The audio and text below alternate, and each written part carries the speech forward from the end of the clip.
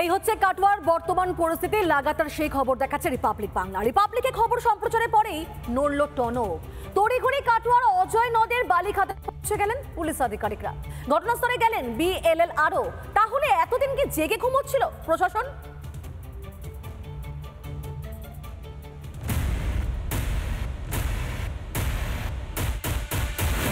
বালি খাদানের দখল নিয়ে কাটোয়ায় বোমা যুদ্ধ।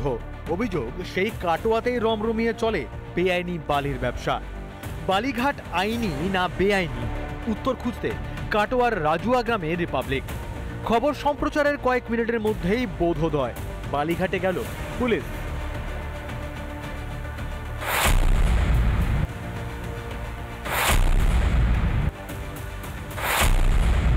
এই বেআইনি বালি খাদান ভিজিট করতে গিয়ে আমার অভিজ্ঞতা নেই। কখনো গেছেন? হ্যাঁ, অ্যাসিস্ট করার জন্য আছি। আজকে এসেছেন। আপনাদের যখন খবর দেয় BLRO থেকে তখন আপনারা ভিজিট করেন, অ্যারেস্ট হয়? অনেক টাইমে হয়, যখন আমাদের চোখে সেরকম বলে ওরা যেটা করে ওনাদের সাথে অ্যাসিস্ট করি। শুধু পুলিশ নয়, তড়িঘড়ি কাটোয়ার বালি খাদানে দেখতে পাওয়া গেল স্বয়ং BLLRকেও। যদিও বেআইনি কারোবারের কথা অস্বীকার করলেন তিনি।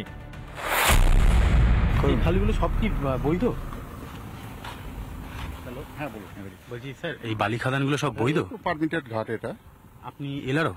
হ্যাঁ, আমি বড় BLR অফিসের। ও, BLR অফিসে বড়। এরকম বিভিন্ন বালি খাদান রয়েছে এখানে, কটা আইনি কটা বেআইনি এখনো কি তথ্য আপনাদের? এটা পারমিটেড ঘাট, আর বাকি বলতে পারবো না। আপনারা ভিজিট করতে এসেছেন? একদম। কি দেখছেন?